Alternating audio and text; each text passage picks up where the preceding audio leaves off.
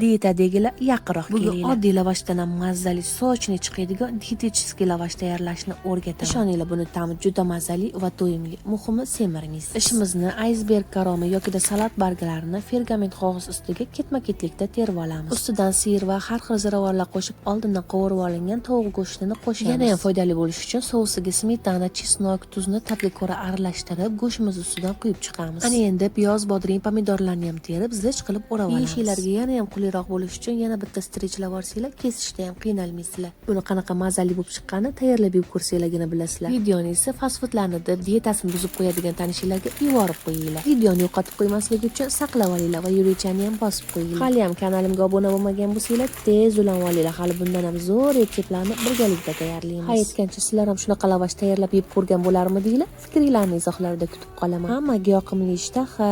Ha, agar ishtahanglar ochilib ketgan bo'lsa, qo'qonlik kelinim qaytdi deb olmaliqqa kelaverasizlar.